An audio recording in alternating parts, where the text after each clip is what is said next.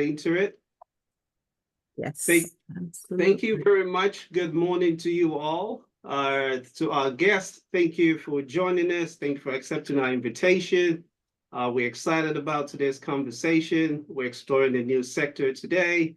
I'm pretty excited about that. I am Saheed Adeleye, coming to you from the beautiful city of Atlanta, Georgia, United States. I am the Business Development Director for Napac CDI. Napac CDI fully stands for Nigerian American Public Affairs Committee Capacity Development Initiative. For those of you back in Nigeria, you've obviously heard about the name Napac. It's an umbrella group name of the Nigerian community.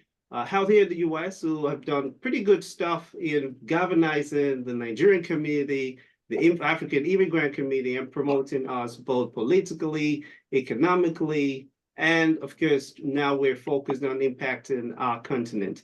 Napac CDI is a for-profit entity. We are glad about the leveraging of our expertise, leveraging of our network, and of course, our economic strength to start exploring the beautiful continent, Africa, and of course, our primary country of birth of the majority of us, Nigeria. Today, we shall be exploring the infrastructure challenges and opportunities in the aviation sector of Nigeria. We've got very excited guests here. They are experts in their own different fields. They have experience on ground. They're also exposed into the international community. So we're very sure that, we will be getting the best insight about the aviation sector. A few house rules before we get started.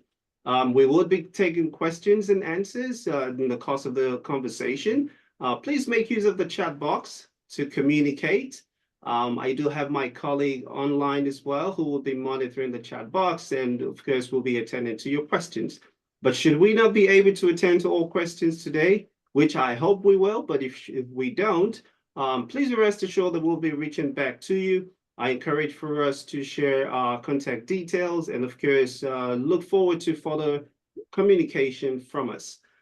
Without further ado, I would basically love to introduce my co-host who will be working on the back end. Dr. Veronica, thank you, ma'am, for joining the call today. Absolutely. Well, good morning, Mr. Adeleye, and good morning to everyone who's on the platform. We're very excited and very thrilled to host you today.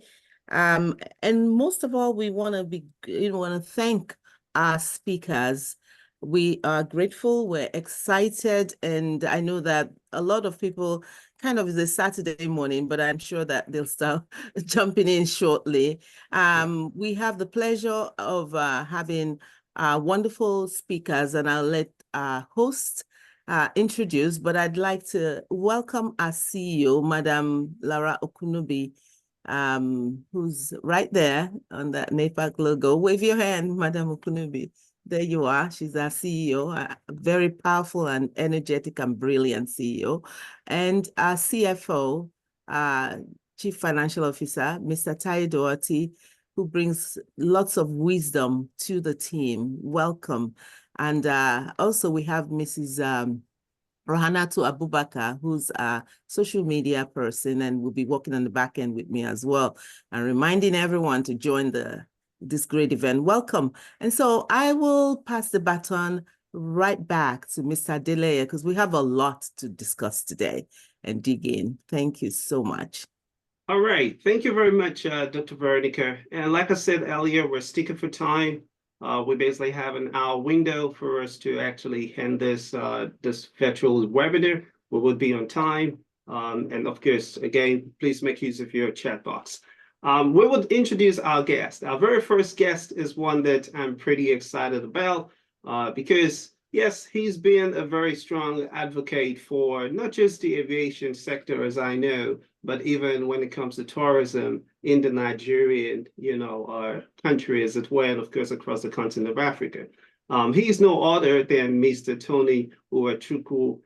He's the publisher and CEO Aviators Africa, a media and integrated marketing company that serves the travel and tourism industry. And of course, when you say travel, the three main transportation channels that they leverage on: road, sea, and of course the air, with the air mostly utilized.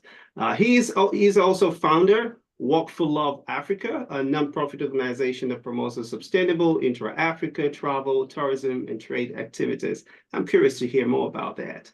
He's the organizer also of the annual African Aviation Sustainable Conference and Tower Awards. He's a graduate of Lagos State University. We're glad to have you joining us today, Mr. Tony. Good to have you, sir. Thanks for honoring our invitation. It's a great pleasure to be here. Thank you very much for having me. Okay.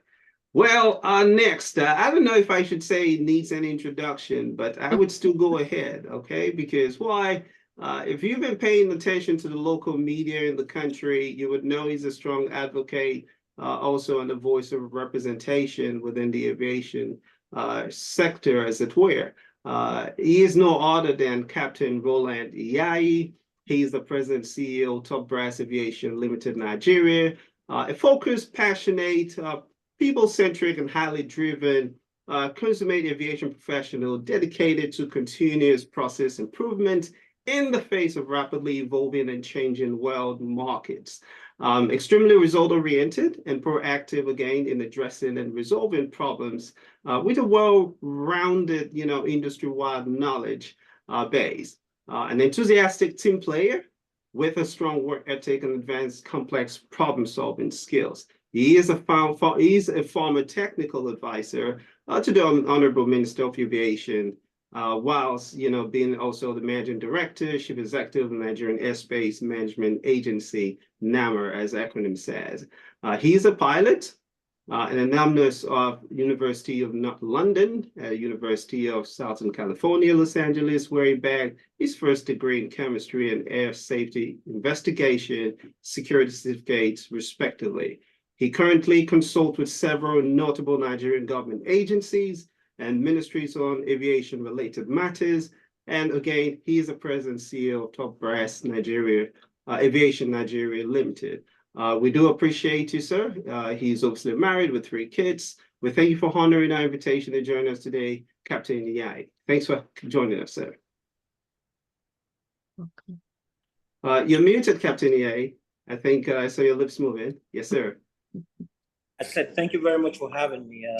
I wanted to make sure that I wasn't having any echo from the background. So, got you. Well, I must say thank you to you both for joining us, and thank you for keeping the flag of representation high. May I also put it that for today's program, we want to make sure we keep it very basic and fundamental. By basic and fundamental, I mean to say that we want to introduce to our guest, okay, about the Nigerian aviation sector. Of course, some of our guests are locally based in Nigeria. Some are based out here in the diaspora. For some, it's the first time they'll actually be exploring the aviation sector, not as passengers or users of, the different channels of transportation, but also from an economic point of view, trying to see what are the opportunities, what are the directions that they can also continue to consider exploring within the Nigerian aviation industry. So I would love, again, anyone can choose to go first. For you, please just give us a current reality check of the aviation sector within Nigeria.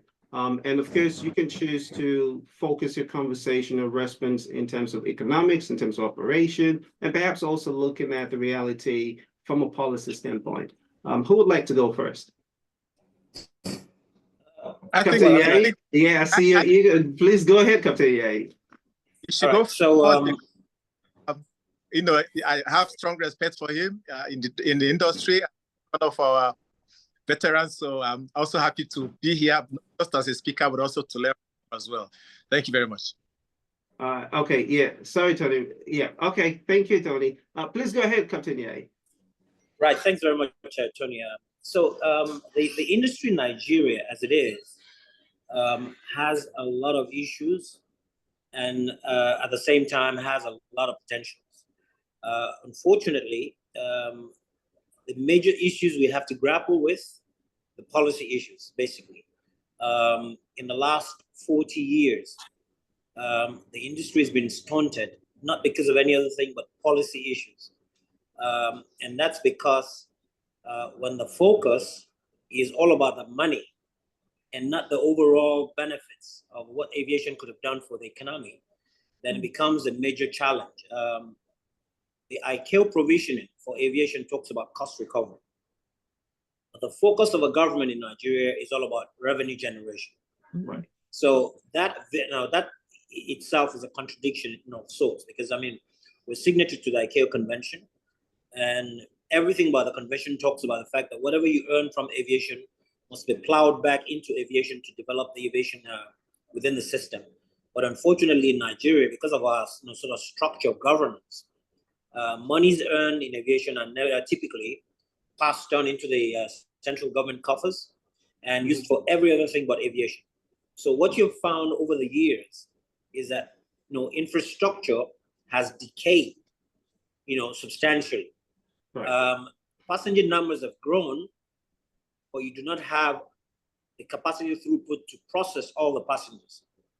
So invariably, because of the inadequacy of infrastructure, and of course the stifling policies, we haven't seen the sort of growth that we expect to have in the industry. And again, with all of this, you also have phenomenal growth potentials, which of course throws up all the opportunities we're talking about in the industry. Right. So I think, from a policy perspective, we have a lot of, we have some sort of handicap. And then when we look at what the government has done and is doing, it is not helping growth. But once these things are addressed, and of course, we take cognizance of the fact that infrastructure itself is an enabler itself of growth, then maybe we can start seeing sort of a major challenges being addressed. And of course, we now start seeing the possibilities in the industry. So from my standpoint, I would say that policy issues and infrastructure, both tied in one, will be the major challenges I see. Potentials, tremendous. We have a huge population, and going by that, we're expecting that Nigeria itself should have developed itself into a major hub in the region. If you look at our geopolitical location on the continent, we should be talking about having all the population from different parts of Africa coming through Nigeria to travel out of the continent. So, but unfortunately, because we have not been able to develop what you consider a major hub, we're not able to tap into that potential. So that itself presents a major opportunity in this ecosystem. So this, I believe, it's something we can really look at as a major opportunity to grow into the system and grow the continent from Nigeria. Thank you so much for sharing those thoughts. And of course, infrastructure policy are definitely critical at this point in time.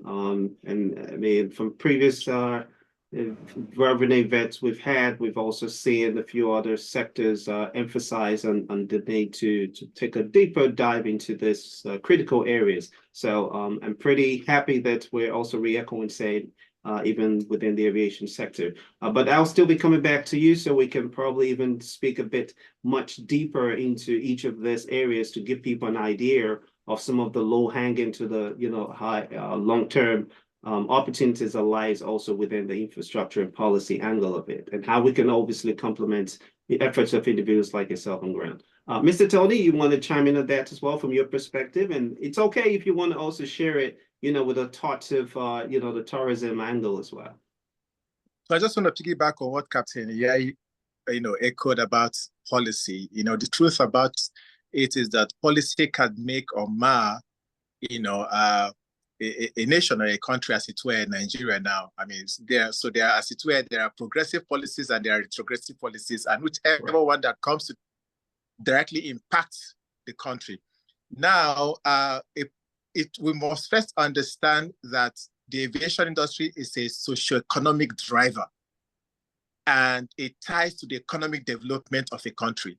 Just like Captain Yai said, when you now begin to see aviation like a revenue-generating sector, rather than helping to catalyze every other sector of the economy, then I think you have missed the point, okay? Rather, the money that you should be getting from the sector should be the one to help upgrade its facilities, upgrade infrastructure, make sure it's standardized, make sure that it's at par in other countries, because aviation is a global, sector. Okay, so we must be seen to be at par with other countries, and what we raise or the revenues we raise from that sector should be plowed back to make sure that we catch up, because we've got, like Captain also said, we've got infrastructure deficits over the years. So a government should first of all understand that this sector is critical to every other sector, driving socio-economic development of the sector. So it's imperative to understand that particular attention that sector the aviation sector should be prioritized and attention paid to, not to be seen as a sector where they can be fleeced of funds, or they can be, keep grabbing funds from it and just lay it comatose and not, looking at how it pans out. So I'll end with this. I think around the policy, government needs to understand that policies that they should create should be the one that will enable the aviation industry, catalyze the economic development of the country called Nigeria. That is yet to be seen. Again, I do appreciate you echoing and, in alignment with some of the, inputs from Captain Yayi. May I also emphasize, we want to try as much as we can to again amplify not just the opportunities, but also perhaps help our listeners and prospective investor partners who are also here, and some that we'll be following up with, to sort of have an idea of an inroad process that we can take, regardless of the political angle or the governmental demand and need that needs to still be addressed. But again, it takes you and I as citizens of the country to make sure we hold our political leaders accountable to affect, the needful policies to get things done. Having said, let me just take a quick read of this, which again comes from one of the government agencies, and that's the Nigerian Civil Aviation Authority. Says the country has got 31 airports, 39 operator certificate holders for flight operation, 28 foreign airlines that flies, our country, 2,133 licensed pilots, 1,659 aircraft maintenance engineer, 371 air traffic controllers, amongst others. Now, when you hear these numbers, it gives you the impression that, wow, there's just a whole lot. So, and this would, I'd love to hear from you next, Captain Iyayi. From your perspective, sir, speaking on infrastructure, do you think we need to focus on the main international airports? Again, referencing the international airspace, or would you rather suggest we focusing on the local domestic airports in order to, again, start from the low hanging to, the more challenging platforms? What are your thoughts? Okay, so like you read from the stats, provided by the CAA, we have all these airports, right? Right. But 4 airports in the country account for over 80.2% of the total number of traveling public, and that's Lagos, Abuja, Port Harcourt, and Kano. Right. Now, that itself is an aberration. And why do I say that? In 1982, we deregulated the market in Nigeria.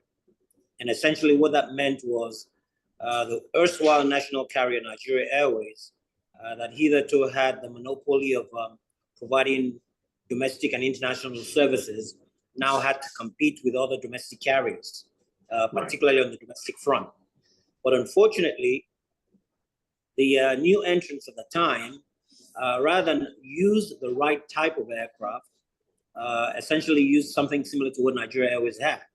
So if you take cognizance of the fact that when you have a fragmented market, and then you now bring in aircraft with about the same capacity that was there before, which is like medium haul type aircraft, you were actually working towards a destructive market in any case, because you're all fighting for the same, small market that wasn't growing. So invariably, you had a lot of new entrants come and go. And of course, ultimately, Nigeria was also died. What that triggered was a situation where the focus, rather than having new entrants compete on fares, they were competing on capacity. Now, competing on capacity meant a focus on the markets they felt were the biggest markets, which is all these 4 markets I sort of talked about. So that led pretty much to the abandonment of all the other airports in the country. So yeah, we're talking about airports that are there with fairly adequate infrastructure built from the Gowon era, but are grossly underutilized. Right. So the 4 airports that we have the major focus on have what you now end up saying will be the inadequacy in terms of infrastructure. Mm-hmm. So yeah, we have certain things there, but they are not adequate given the numbers that the airports were designed to sort of facilitate in terms of the capacity throughput. But right now it's different. Now, so when we look at it from that standpoint, what are the low-hanging fruits beyond what it is I would say the government needs to do? Like I said, the first major policy problem we had was a deregulation. It wasn't controlled. In America, in 1978, when you had deregulation, you had a program that was set up there that was called the EAS. It's still in existence today. Right. I mean, the EAS was essentially put in place to ensure that when you have a sort of situation, the secondary markets, like smaller markets, will not be sort of abandoned completely. So in Nigeria, there was nothing like that. So everybody focused on the main markets to the detriment of the secondary markets. So that needs to be addressed. So invariably, a policy by government that would address that is also an opportunity. Government doesn't have the resources to be able to do such things. Right. But of course, we have a policy framework that talks about setting up a PSO program. That's a public service obligation program. If anybody would come into the country and partner with government to be able to facilitate that element of a policy drive, then it's an opportunity for a low-hanging fruit. What that essentially means is having new entrants come in to play at the smaller scale, the small end of the market, bringing in 10-seater airplanes, 19-seater airplanes, and operating in niche markets with protection from the government. That's essentially what that is. That's an opportunity. Another opportunity from the standpoint of anybody looking in from the diaspora is to partner with the Airports Authority and sort of take on a brownfield development, for instance. Lagos Airport has land available that can be used to develop a fresh terminal, separate from what we have in existence today. Around the international airport, between the international terminal and the NACO shed, there's a huge expanse of land that was initially set aside for the development of a Hilton airport by late Harry Akonde, but that has since been overtaken by events. Harry's children went to court against FAN and the government, and they won the case, and I think FAN has paid $24 million. So that particular landed property exists. If anybody would come into the country today with a plan or proposal to partner with FAN to develop a fresh terminal there, you would actually take away the burden that FAN is facing right now on the current international terminal, which is grossly inadequate. It is so inadequate that all the major equipment you have there are really moribund. So if a new terminal were to spring up today, you would take, it's like going to be a reliever for this terminal for them to rebuild, pretty much. Refurbishing the terminal is not even an option because pretty much everything there is dead. So that is a huge opportunity. On the domestic side as well, there's a new rail station very close on the north end of the airport, what used to be Ikeja. Right. There's a new what you call it, The light rail train station right across from the airport. Now, the whole idea was to have that terminal become a feeder and defeater for the airport. But between that terminal and the various airport terminals, you do not have any sort of transit points or connecting points that can help facilitate the movement of passengers, to the terminals. However, just about that same area, you have a lot of staff quarters belonging to the Airports Authority, which the erstwhile MD of FAN, Captain Yadudu, had partnered with Lagos State government, and that plan is still on the table, to remove all that area. We're talking well over 30, 40 acres, easily, of land, to move the staff, sort of middle-level managers of FAN, move them away from there and develop a fresh terminal there completely. And with that terminal, you can actually link the terminal to the train station, by way of just an overhead bridge.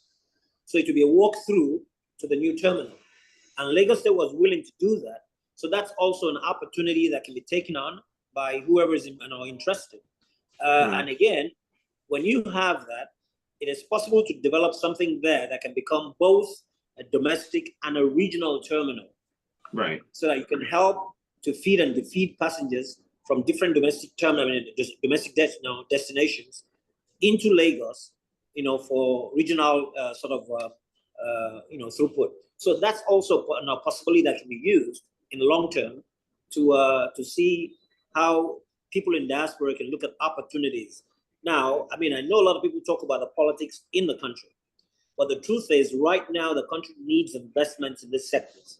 So anybody coming in with a proposal that takes away, some sort of pressure from government and provides a new opportunity, not a competing interest, chances are it will succeed. But if we had people coming now to talk about, let's work with you on your new, old terminal and fix it and all the rest of it, right, there will be resistance because they're vested interests. Right. So I see the bigger opportunities. The best opportunity is the one talking about a brownfield development from the ground up. That way, you can get a sort of concession that can be between 30 and 50 years, depending on what's required to be done in terms of scope. So that, for me, I think is that the sort of opportunities I would imagine anybody willing to invest and get a good return would be looking at in a longer term, rather than anything regarding the current existing structures. Because that, for me, you have a lot of you have a lot of too many vested interests. Local vested interests, basically. Yeah. Right. You don't want to get into the politics of it. So it's better to focus on fresh developments that would help everybody say, okay, look, they're bringing their funds in. We're already seeding land, and of course, the expertise will come with it. So let's allow them to do whatever they want to do. And I think that would probably be the best way to look at it. Okay, so I am so excited and glad that we're able to differentiate here existing infrastructural challenges, futuristic prospects that also lies without actually having to cross the line of local, vested interests, as it were. Because again, we have to be real with ourselves, and I'm glad the captain, is keeping it real.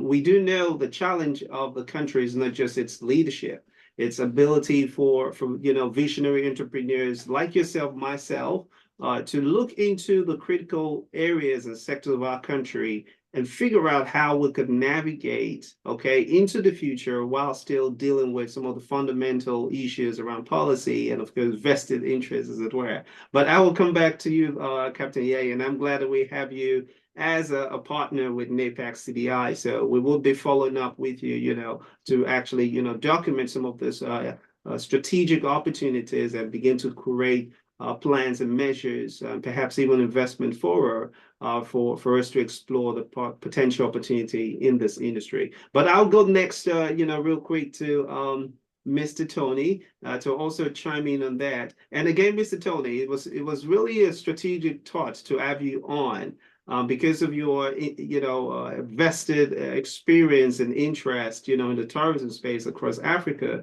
because a lot of folks from outside the Nigerian territory are excited whenever they hear about Nigeria. They're curious to explore Nigeria. They want to come to the country. They want to see things. And for me, those are economic opportunities, as you rightly said earlier. So again, if you want to pick it back off some of the things Captain EIE has said around those infrastructure challenges, looking into the future as well, and also maybe segue it into the tourism potential that also lies in considering some of those ideas and thoughts. Mr. Tony.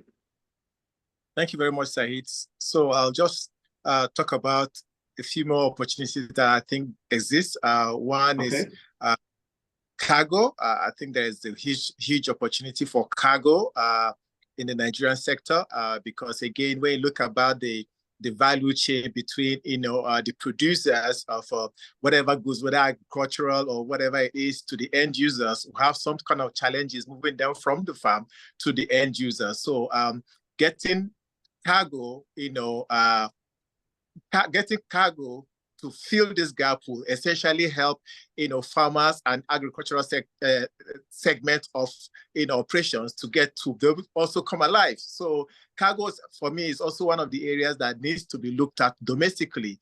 Again, I mean, on the international leg, sometimes it's also deficit because a lot of people come in with cargo into the country and fly out empty because Nigeria doesn't really have something to take out, which is also there. So I think domestically, just like Captain Yaine has said, when we begin to invest on smaller airplanes, that can take 10 people, 15 people with some cargo allowance, they can go hopping, from various airstrips or various farmlands or nearness to raw materials or airports close to their farmlands and then to the cities. This can, create employment, make sure that the cargo value chain and, also expands and jobs are created. I think that is an area to also explore.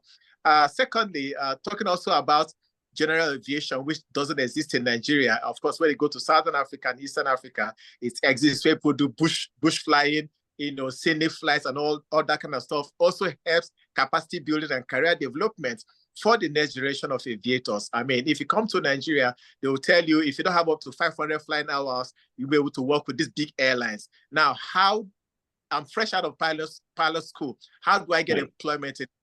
No airline is willing to take me on because I've not built up my hours.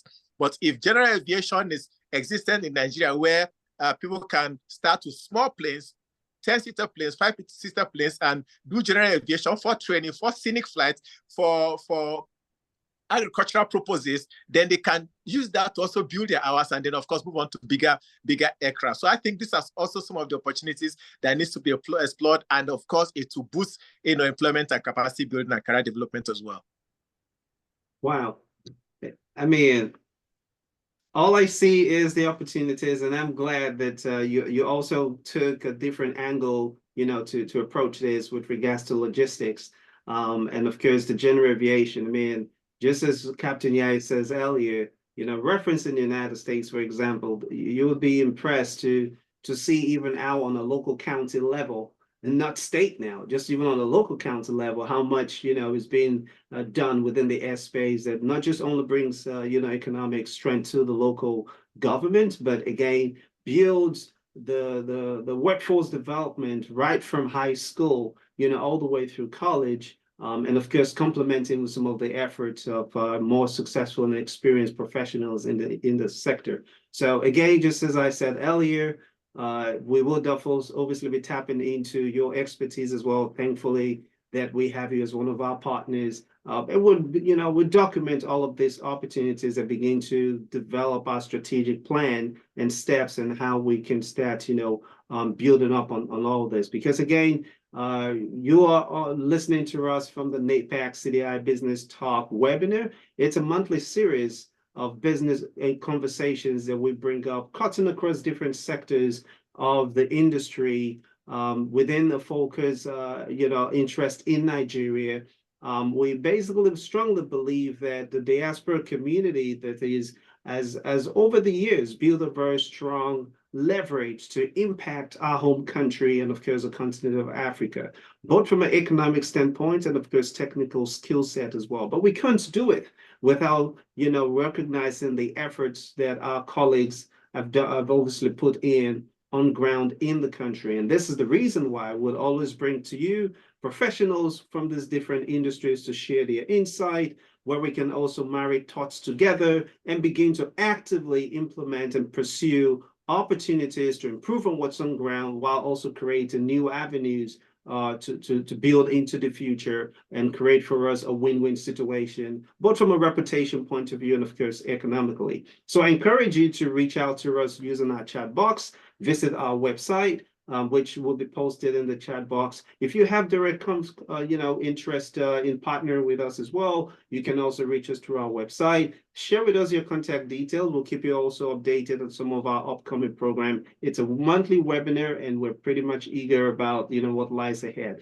Coming back to our conversation, I want to take it a little different now, referencing the information technology space. There's really any sector in the world right now that comes alive without conversation around information technology, right? But here's how I want us to now take a look, dive into this, and this will go next to Captain Iyai. I do understand the heavy burden on the current, operators, as it were, both from the physical infrastructure point of view, and of course, even the operators themselves, who actually have, and both on the domestic and international routes. From an information technology space, standpoint, how would you rate their performance leveraging technology to improve on their services? That's one. Two, what are some of the areas that you probably will spot as challenges that we can also consider exploring, leveraging on some of the expertise of our colleagues out here in the diaspora? Captain Iyai. Right, thank you very much. Before I drive into the issue of ICT, let me very quickly add to what Tony said about tourism. Right. It's important to note that we have 91 airstrips besides the 33 airports. We have 91 chartered airstrips in Nigeria. Now, what that does in a sort of developed economy or developing economy is to actually grow the potential of tourism. Right. Now, I was also a member of the Presidential Advisory Council to this new government when we're trying to put together the various policy issues to make it a holistic thing for the government to drive. Unfortunately, whilst we did that for over 3 months, and we came up with a huge document that talked about infrastructure and how to tie various sectors of the economy together, it became very evident that, yes, whilst you're willing to do stuff, the government was burdened with the politics, because invariably the people who are penciled to take charge of the various sectors were not allowed, apparently from my understanding, to drive that policy element that was put together by this government. But anyways, we hear that maybe in a couple of weeks, there's some sort of reshufflement that's going to take place. Maybe then opportunities will show up for the technocrats have been sort of identified to be put there. But the important thing is this: if the government had taken on those policies and driven the path that's been charted, then of course you would see very quickly fundamental growth in the various sectors. Tourism being one. I mean, the idea was to grow the tourism sector as clusters around aviation. So that's not happening yet, but it's a potential. Now, I mean, assume and imagine, for instance, people coming into the country and wanting to go to a place like Ife because they want.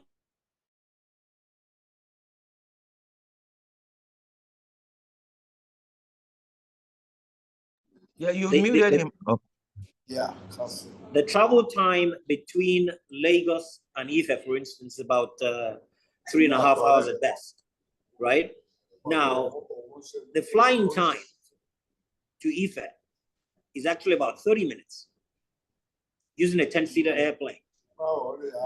You know, so invariably, I'm aware, because there's an airstrip being developed in Ife, courtesy the ONI, because he has this tech hub that is developing just, I mean, as you enter Ife.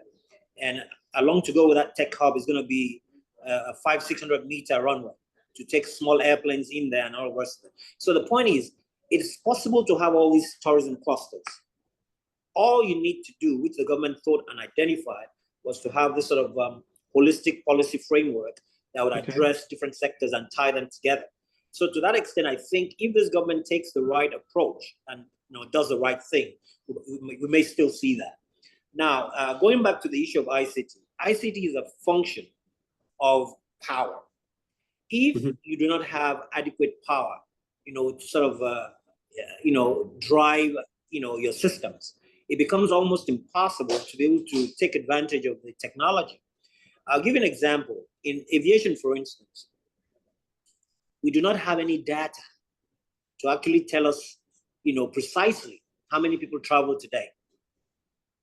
We can guess it because we can tell you, oh, the control tower, from all the numbers of flights, and of course the numbers collated at the end of the day, X number travel. But you see, there's the finer detail of such data is what we miss. Because if you're able to have granular data, then you can start planning. But we don't have that. So one of the things that we looked at, which is also part of what we're trying to do, we have developers, by the way, we've used to develop very, very useful applications that we're trying to put through the entire aviation system. One of them, which is not public yet, is an app that's been developed called Identify. Now, what does it do? Identify is an app that takes cognizance of who you are, because we're able to tie all your identification, all the biometrics you have in the government database. We're able to tie it into that one thing. And then, of course, the whole idea is when you get to the airport today in Nigeria and you're traveling, you're required to provide a positive ID by way of either your passport or driver's license or voter's card or whatever it is. Now, this particular app puts all of this under one roof. So you cannot show up to say you want to fly on any flight if you're not positively identified. And what this does is to take every information from the immigration database, from the population database, ties everything together, and then ties to the back end of the airlines, so that when you purchase, a ticket, immediately the app, identifies you, knows how much you paid, and is able to very quickly do all that is required to get all that information that you have, put it in a database that is now useful to every other sector, even for planning purposes. But we have not launched simply because the backup systems that are required to ensure the credibility of the data and the system itself, they're not there yet. So when you look at it from that standpoint, what are we talking about now?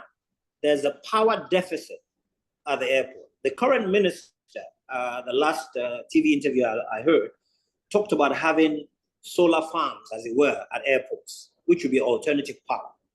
Now, ideally, we should be talking about this forever. But unfortunately, just like everything else Nigerian, once we're comfortable, we stop thinking. But the thing is, when there's a crisis, that's when you get all the brilliant brains who come out thinking about how to solve problems, But unfortunately, even with all the problem-solving skills, we still have the bottleneck of people saying, well, because their interest is not protected in the solution, then they can't see it thrive. So that's also another thing to surmount. So yeah, power is a major issue that needs to be addressed. The ICT, look, Nigeria has the biggest and the brightest tech hub in Africa. Even Microsoft identifies that. And you see, when you bring around developers, and I'm talking from a standpoint of working with very, very, young guys with brilliant ideas, and I sit with them a couple of times and tell them, look, we have this problem. This is what I think. How do you go about it? We've been able to come up with this Identify that I talked about, for instance, just because we identified the problems and we thought about, okay, look, how can we solve them? And then we brought these young guys together who are very wonderful developers. I mean, that's all they breathe. So you give them the problem, give them the scenario and let them understand how the systems work, they come up with solutions. So the ICT, the ICT sphere is a major opportunity, but the only limiter to the growth in that sector right now is constant power. Okay. So if you're going to do it, then you'll be talking about redundancies in terms of power. You want to have a solar, you want to have a generator, you want to have whatever it is. All of those things are things that are additional costs that if you had a system that worked, will not be required. So yes, whilst you're creating the solutions, because of the fact that you cannot manage costs, because of the deficit we're still talking about, it becomes an expensive venture. Mm-hmm.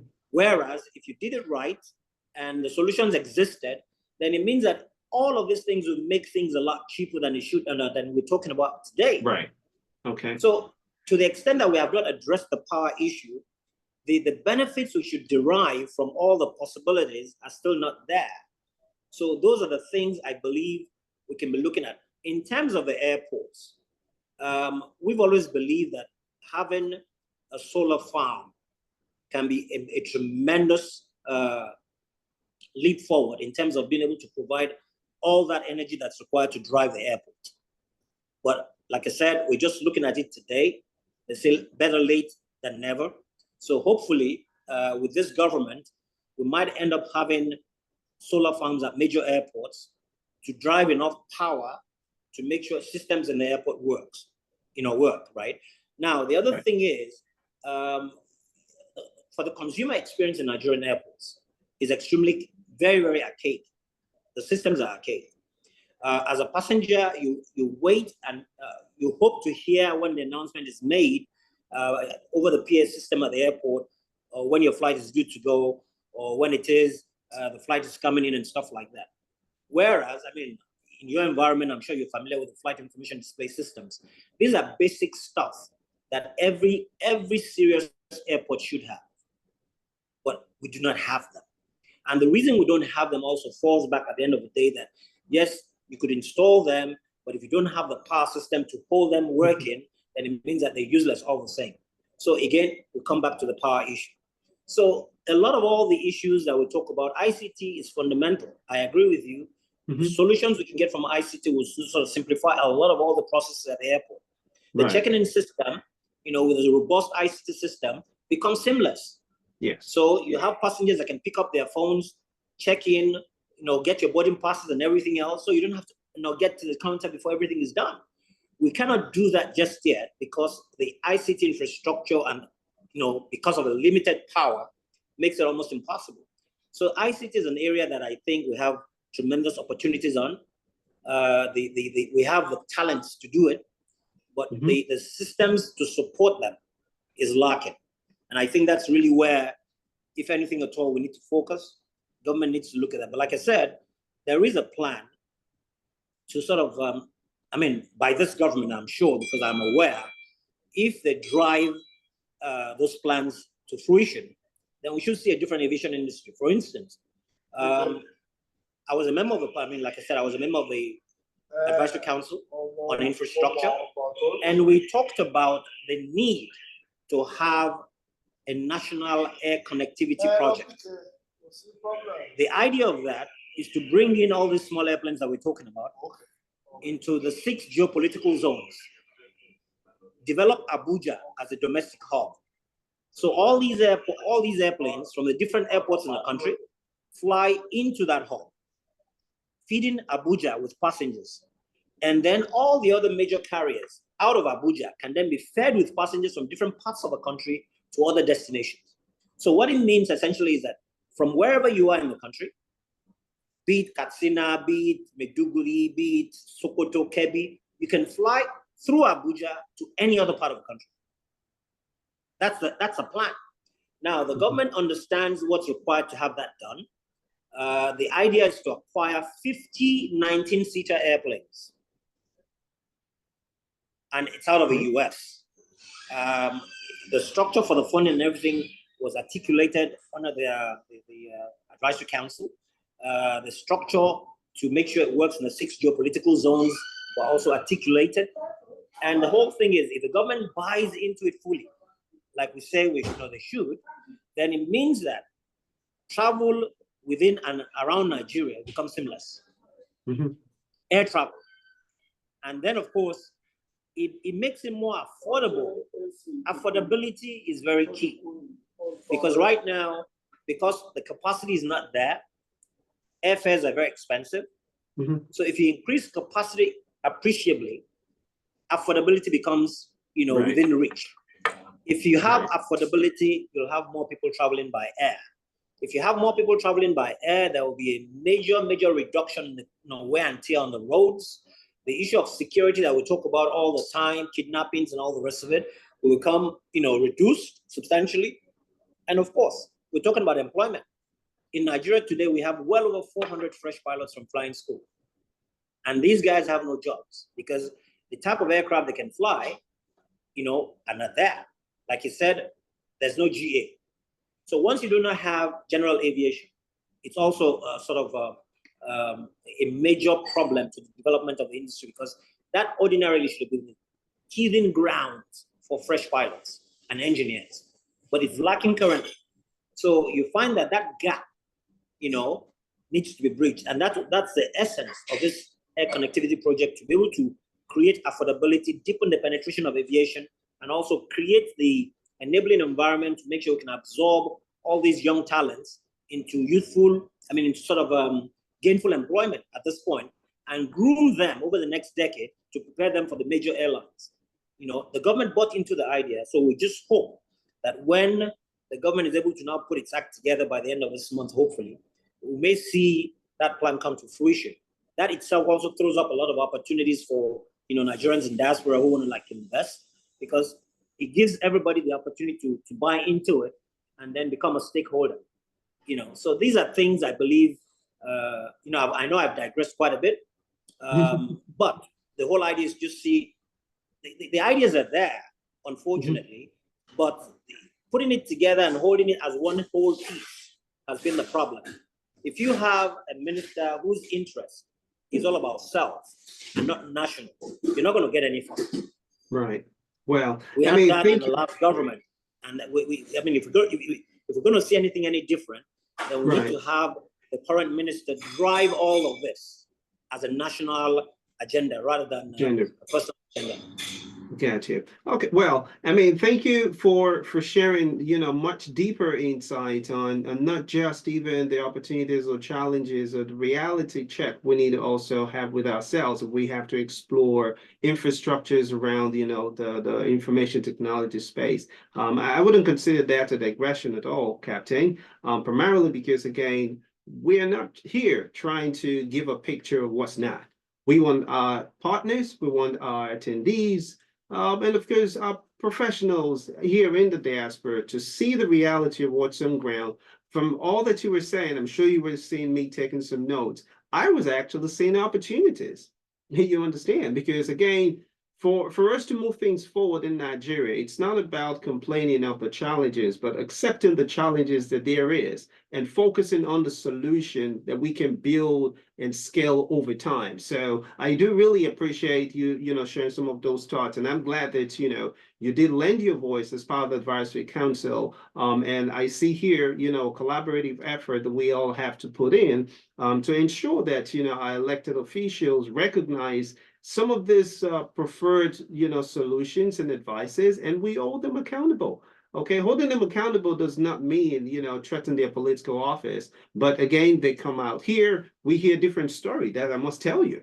Okay, when we get to meet with them, they give a different story, a different perspective to things. I wouldn't see a reason why individuals like yourself shouldn't be, tagged along together with the minister. And when we hear things like this, what I hear is opportunities, not challenges, to be honest with you. And I'm sure a lot of our attendees on the call would also, agree with us. I would go back to Mr. Tony, and we're very, very much, on time. We still have a few time here. So we hope our guests are all enjoying the conversation so far. Mr. Tony, please, let's have your thoughts on this as well. And again, I'm always so eager to hear your expertise around the terrorism space echoing into this.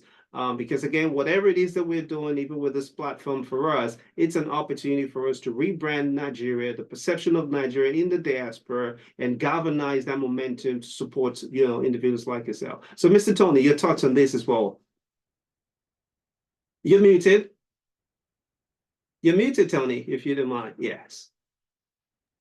Apologies. So I'll quickly touch on you. it from the part where Captain talked about solar farms. Something that we need to also understand is also looking at sustainability. I mean, when I say sustainability, I mean environmental sustainability. I mean, right. Aviation, so at our airports, for example, should also consider looking at circular economy. When we look deep into aviation, I mean, environmental sustainability, solar is one of them, which helps give us an alternative power supply, but also helps the environment. I mean, anything we are looking at now with making a roadmap for the aviation sector should not, environmental sustainability should not be out of the conversation, because, I mean, when we're now also thinking about sustainable aviation fuel and other means of fossil fuel for aviation sector, we should not begin to look at it as a means of opportunity for investors and for the aviation ecosystem in Nigeria as well. These are areas that we also explore to look at the opportunities and the low-hanging fruits that, although we are trying to be environmentally sustainable, there are also opportunities in there, when we begin to untie all those areas. For example, if you look at the airport, I mean, if you look at solar, the way we manage water, the way we manage sewage, the way we manage waste, the way we manage electricity, and then look at this from an environmental sustainability point of view and have a circular economy running our airports, will be more efficient, will be more environmentally sustainable, and of course, will be more effective. So I think that's also an area to be looked at. I don't know, to the best of my knowledge, if our airports or the federal airport authorities of Nigeria have begun to look in that area. For example, George Airport in South Africa uses up to 64% on solar. And it runs efficiently. So these are with our electricity grid and transformers and our generators that are obsolete. I think we should begin to think quickly in these areas to help seamless facilitation, which is key for passenger experience around our airports, of course, and the other areas for airlines to also begin to, domestic airlines, to look for ways to have, efficient use of their fuel, to maximize operations and also to save time. I just thought I needed to add my thoughts on those areas as well.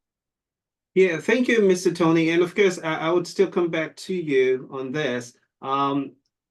Again, we can't exhaust it all, okay, at just this 1 hour conversation. But the idea here is to, spur the interest of potential investors, galvanize the momentum of, aviation-focused professionals across, the diaspora, to begin to see how we could lend our voices, lend our expertise, and also align our efforts with professionals like, Captain Yayi and, Mr. Tony, to, implement some of the strategic plans. And I'm glad to hear some of the, efforts of the advisory council, some of the strategic, futuristic plans proposed. We will definitely be following up, to see how we could lay our hands on this as well, so we can obviously, share our thoughts and perhaps even identify the low-hanging, aspect of it that we can, of course, embark upon. But I will, and by I mean Napac CDI will be doing itself an injustice if we do not touch a critical aspect of the user's experience when it comes to the aviation space, specifically from the perspective of customer service. Okay, and we'll be wrapping up with that. So, Mr. Tony, you go first. How would you advise a lot of our users in terms of flyers and clients also who leverage the cargo space to move their goods and services, but always encounter this huge disappointment, whether it's from technical or it's basically just a human error? What are some of the processes or steps that you can advise in addressing and perhaps also mitigating some of these obvious challenges that we know they are there? We're not saying that we're not going to tackle it or it's not being attempted to be tackled, but again, reducing the poor experience that most of the diaspora community does have when it comes to customer service, but whether flying or again, cargo experience. And we'll start with you, Mr. Tony. Thank you very much. I think it's just the bottlenecks that exist that makes it very difficult. If we can, I mean, I'm talking about cargo now. If we can streamline the process, I mean, we find sometimes some people that invested in cargo for export, before they go through the arduous task of going through the processes, some of their goods have gone to waste, incurring losses because of the different layers that have been put in place by different agencies, in the cargo business. And I think that is something government can look at to streamline this process, to make it easy for investing in that space to be able to, get, returns, in their investment. Because again, nobody wants to go into cargo, because when you look at the bottlenecks, it's just defeatist. Because again, you can, before you get all the approvals or go through the processes, your goods are spoiled, or in the warehouse is not really exportable anymore. So this is one of the challenges. And I think also on the passenger side, I think airline operators should be able to invest in customer service, and train their staff in customer service to be able, because ultimately, passenger is key, or customer is key in this case, and their experience ultimately will tell on your brand. And then, but up until now, the experience is not really good for our domestic airlines, and I really think they need to improve on their customer service, so that at the end of the day, the customers will have better feedback to give them on their customer experience, and of course they can have repeat experience. Thank you, Tony. Captain Ye, your thoughts on this as well? And then the child gets yellow. You're muted. And then this. Yeah, you're muted, Captain Ye. Right. Thank So you. my view is this: the customer experience, when it comes to aviation, starts with the airport company to a large extent, because that's the enclave, that everybody would come through to be able to now check in and board and fly out of the country. If the airport experience is not good enough, and that has to do with a lot of different things. To a large extent, a lot of people don't even understand the role the airport company plays. So typically, it's all about the airline. But the truth is, the airline has a limited role to play when it comes to that experience. Once you're checked in, between your check-in and boarding the flight is all about the airport company. We do not have a good experience in Nigeria to a large extent, because, like we've talked about already, the airport experience is poor because the ambience is not okay. The capacity throughput is not, what we have as designed for has been overstretched. So of course it means that, the comfort level that you expect to have as a passenger is not what you get. The other thing, talking about what Tony just mentioned earlier, the government is looking at the ease of doing business. In most parts of our system, different agencies have been known to create fiefdoms. If you get to the airport, you have layers and layers of security operatives, very little role to play as far as aviation is concerned. But they found their ways to their airport, to our airports. So before you can have a situation where you can get them to move away from the airport, then you're now fighting different entities. I know the government has set up a sort of a group called the Ease of Doing Business Group. I think it's championed by the Vice President, and you have the Minister of Trade and Investment and Industry, Dr. Doris Anite, as a member, driving the entire focus. And I know from experience, having worked with her closely as well, that certain departments of government are resistant to wanting to leave the airport. They have very little business at the airport, where they tell you, why they need to be there. We have NDLEA, we have customs, we have a civil defense corps, we have quarantine, that's health port services, there's AVSEC by FAN, there's DSS. So when you look at immigration, customs, when you look at all of these people, pretty much we could have one face. And we proposed, even from the Presidential Advisory Council, to have what you call a border force. And that border force will be just a simple face that addresses everything, rather than have this plethora of agencies. So that itself is a problem. So when you talk about exports, for instance, the number of entities you have to, I mean, NAFDAC and the rest of them, when you're exporting goods out of a country, it's defeated because you have to overcome all the barriers put in your way by all of these people and the taxes, which makes it almost impossible. So government in its drive to ease the business, to ease business being done in the country, came up with this idea of having the committee to drive that process. They're working. How successful they will get, I mean, I'm not sure, but we're still, it's like I said, it's work in progress. Right. But that said, consumer experience at our airports is largely a function of services provided by the airport company and very little about the airline. Because airlines in Nigeria, for instance, don't even have lounges. So if you're checked in as a business class passenger or first class passenger, you probably don't have a lounge by the domestic carriers.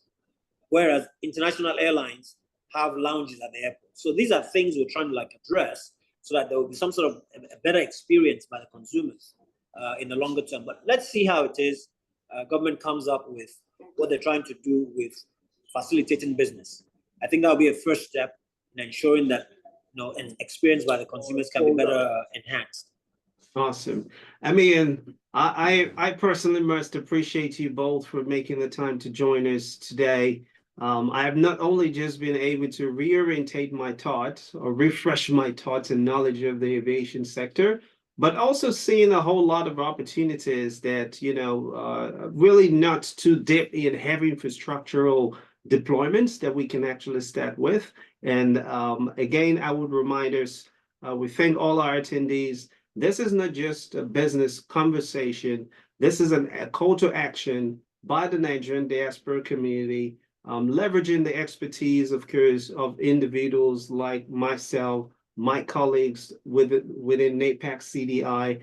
Our goal, again, is to galvanize the momentum of our diaspora expertise, complement efforts of individuals and professionals like Captain Iyayi and Mr. Tony on ground in Nigeria, bringing our strategic synergetic efforts together to complement and impact projects and programs that are critical to the advancement of our economy. I'm pretty excited that we've not just only identified some of the challenges, but we've also preferred opportunities to potential investors and also identified some of the low-hanging efforts that we can start putting in. And for me, the airport company service improvement is actually one that I think we can start rolling out. It's good that the government can put, committees and councils together, but while these individuals are actually working, we can begin to practicalize some of the initiatives that we think they should obviously look into. That's the way I believe, things work. From an R&D point of view, if, as you would probably say in the developed world, this is how people finally, scale particular initiatives. When you actually ignore the place of research and development or testings, then of course what we keep having is a situation where try and error is what you keep saying, hearing our folks say. So I do appreciate a lot of the things that you've said, Captain Iyayi and Mr. Tony. We will definitely be following up with you. Again, this is not just a conversation or just a show of our expertise. No, it's really a call to action, leveraging, again, our political will, our economic strength, and of course, leverage of the influence of some of our host country government as well to improve and impact, our home country, Nigeria, by default extension, Africa as a whole. So at this point, we will be wrapping up, but not without taking our final comments from our guest. Again, you're listening to us from the Napac CDI studio here in Atlanta, Georgia. A closing remark from our guest, and we'll be done in a few. Mr. Tony, you go first, please. So thank you for the opportunity, Said, and the whole Napac CDI initiative for having us here.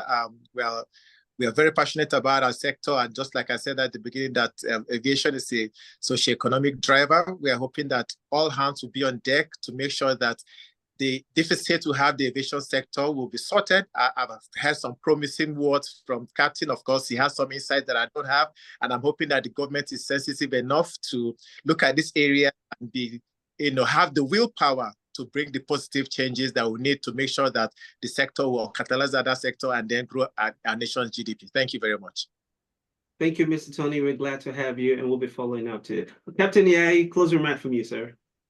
Again, I want to thank you all for the opportunity to encourage us to believe that Nigeria holds tremendous potential. And I say that with all optimism.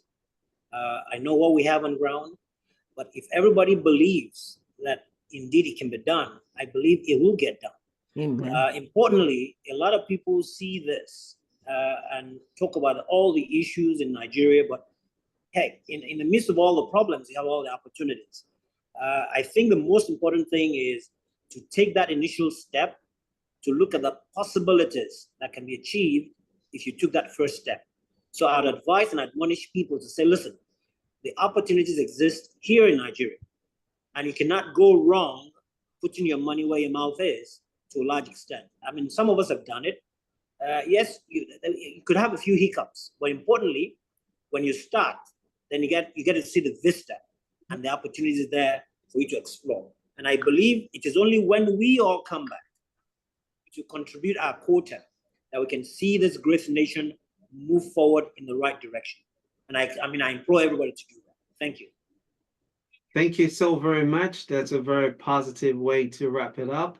Again, this is the Napac CDI Business Talk. It's a monthly webinar series coming to you from Napac Capacity Development Initiative, a for-profit entity based out here in the United States, also registered in Nigeria, to galvanize the diaspora expertise and talents to complement projects and, of course, explore the business opportunities within Nigeria. We are excited about this. We're highly motivated by it. We encourage a lot of our diaspora professionals to visit our website. We're currently building a strong database of professionals across the globe that we would be leveraging on your expertise to implement our home country. We don't all have to be on ground in Nigeria, but we can always utilize your expertise with individuals like ourselves and, of course, partners like Captain Yaya and Mr. Tony on ground in Nigeria to make sure whatever sector, whatever projects we embark upon, not just only executed, but also sustained and maintained for the long run. This is a lifetime goal of ours. We're very committed to this. We couldn't have said it any better than our guest as well, that we all have to believe. And we do believe, and this is the reason why we are calling out to each and every one. As you can see in my background right here, it was strategic to use this background today because, yes, this is the developed world, but this is likely not going to be what you will see in the next couple of years because things are evolving out here. And our home country has an opportunity to do the same. We obviously appreciate some of our sponsors who have actually been a part of, today's event. If you want to partner with us, please feel free to reach out. We look forward to our partnership and collaboration, with you.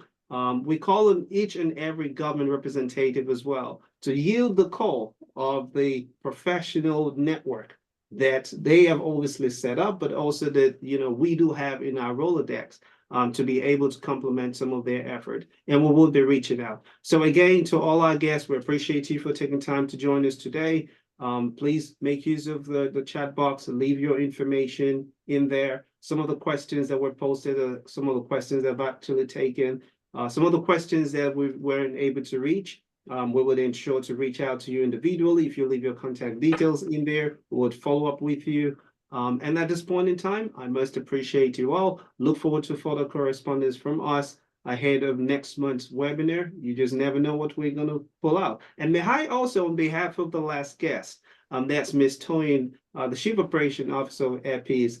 She actually was going to make it, but as you know, based on the kind of job that she holds, there could be an emergency that happens at any given point in time. So she basically is currently en route on an international trip, and the reason why she couldn't make it here today. So she did extend an apology, and we're sure we'll be getting her to, share her thoughts as well as at least one of the carriers and flight operators on ground from there to get their perspective and subsequent webinars that we would have. So at this point, I would hand it over to my Chief Operation Officer, Dr. Veronica. Thank you all. I'm again Sayed Adilea. See you in a couple of days.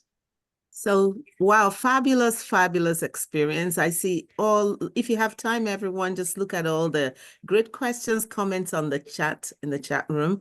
We want to thank our awesome guests today, Captain Roland Diaye, for your time It's precious. Time is the most valuable thing anyone can give to anyone.